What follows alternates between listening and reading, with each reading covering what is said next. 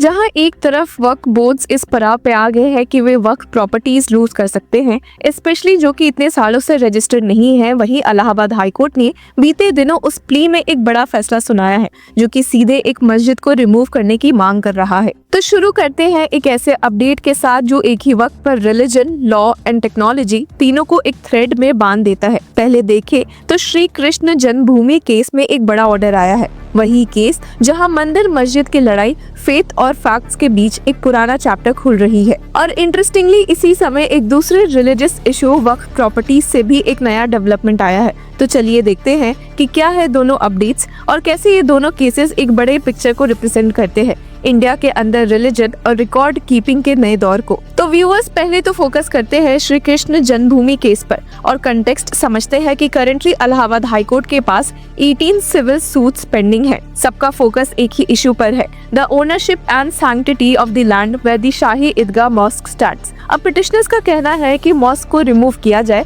From the 13.37 एकड़ complex shared with the कतरा Keshav Dev temple in Mathura. उनका आर्गुमेंट क्लियर है कि ये लैंड लॉर्ड कृष्णा का बर्थ प्लेस है। उन्होंने प्रेयर में ये भी मांगा है कि possession of Shahi Idgah premises temple site को दी जाए और एग्जिस्टिंग स्ट्रक्चर को डिमोलिश करने की परमिशन दी जाए। अब थोड़ा और पीछे चलते हैं क्योंकि हर कोर्ट केस के पीछे एक पुरानी कहानी होती है। अब ये डिस्प्यूट 17th सेंचुरी के टाइम से लिंक्ड है, जब कहा जाता है कि मुगल एम्परर औरंगजेब ने शाही ईदगाह मॉस्क बनवाया था allegedly after demolishing a temple at Krishna जन्म स्थान। फिर 1968 में एक कॉम्प्रोमाइज अग्रीमेंट हुआ बिटवीन श्री कृष्ण जन्मस्थान सेवा संस्थान और ट्रस्ट शाही मस्जिद ईदगाह, जिसमें दोनों पार्टीज ने डिसाइड किया कि मंदिर और मस्जिद दोनों को एग्जिस्ट करेंगे। लेकिन अब नए लिटिगेंट्स का कहना है कि ये अग्रीमेंट फ्रॉडुलेंट था और इज इनवैलिड इन लॉ। उनका क्लेम है कि ये डील जेन्युइन नहीं थी और टेम्पल के राइट्स वायलेट हुए हैं।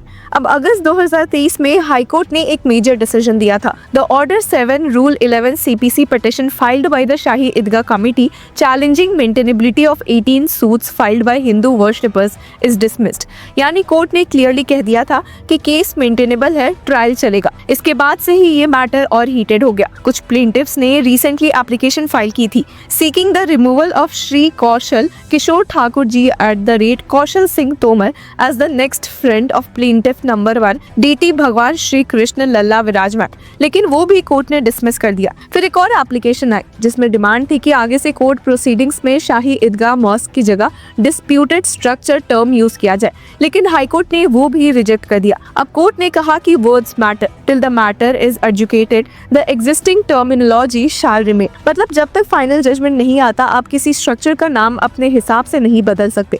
और अब रिसेंटली इलाहाबाद हाई कोर्ट ने एक इम्पोर्टेंट डायरेक्शन दिया है। Registrar judicial computer is directed to take necessary steps for digitization of all records relating to the Shri Krishna Janmabhoomi title dispute cases for ensuring the safety and preservation of case documents। यानी अब मथुरा के इस highly sensitive और historic case के सारे records digital format में save रहेंगे। ये ऑर्डर दिया था जस्टिस राम मनोहर नारायण मिश्रा ने, जो अब लखनऊ बेंच ट्रांसफर हो चुके हैं। तो सोचा जाए तो ये डिजिटाइजेशन ऑर्डर एक स्मॉल स्टेप लग सकता है, लेकिन एक्चुअली ये ट्रस्ट बिल्डिंग एक्सरसाइज है between law, history and religion. Court चाहता है कि कोई भी फाइल या डॉक्यूमेंट खराब, लॉस्ट या टैम्पर्ड ना हो, क्योंकि अगर हर चीज डिजिटल रिकॉर्ड में सेफ रहेगी तो कल को एविडेंस, ओनरशिप और ऑथेंटिसिटी के क्वेश्चंस का आंसर तुरंत मिल सकेगा। और ये सब हो भी रहा है एक ऐसे वक्त पर जब दूसरी तरफ वक्फ प्रॉपर्टीज के रिकॉर्ड्स भी डिजिटाइज किए जा रहे हैं। तो चलिए थोड़ा वक्फ साइट की कहानी भी समझते हैं। All India Muslim personal law board ने अनाउंस किया है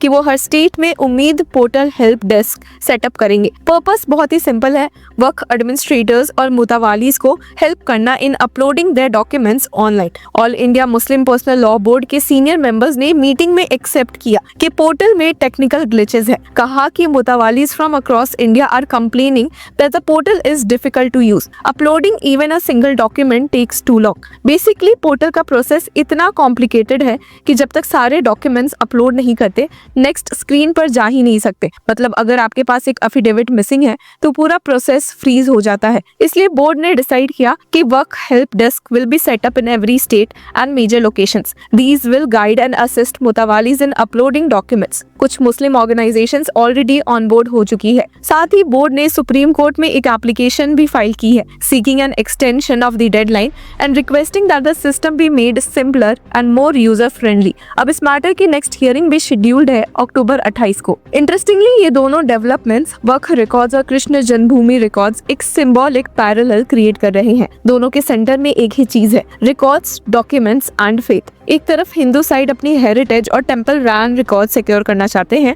और दूसरी तरफ मुस्लिम इंस्टीट्यूशंस अपनी वक्फ प्रॉपर्टीज के लीगल डॉक्यूमेंट्स सिक्योर कर रहे हैं और दोनों के लिए एक ही टूल बन गया है डिजिटाइजेशन। अब एक कोइंसिडेंस नहीं, ये डायरेक्शन है towards a digital justice system. लेकिन सवाल ये है कि डिजिटल कर देने से क्या डिस्प्यूट्स सॉल्व हो जाते हैं? नहीं, लेकिन ये इंश्योर करता है कि सच और हिस्ट्री प्रिजर्व रहे, मैनिपुलेट ना हो। लीगल एक्सपर्ट्स कह रहे हैं कि digitisation ensures preservation but digital integrity and chain of custody are equally crucial. यानी सिर्फ स्कैन करके फाइल्स अपलोड कर देना इनफ नहीं है, उसकी authenticity, access control and backup equally important है, स्पेशली जब बात ऐसे सेंसिटिव डिस्प्यूट्स की है। अब इस केस का लीगल जर्नी भी काफी लेयर्ड है व्यूअर्स। इन मई 2023 इलाहाबाद हाई कोर्ट ने सारे suits pending before Mathura court खुद को ट्रांसफर कर लिए थे और ये ट्रांसफर ऑर्डर लेटर चैलेंज भी हुआ था सुप्रीम कोर्ट में by both mosque committee and the Uttar Pradesh Sunni central Waqf board. फिर दिसंबर 2023 में हाई कोर्ट ने अलाउ किया a plea for appointment of a court commissioner to inspect the Shahi Idgah mask,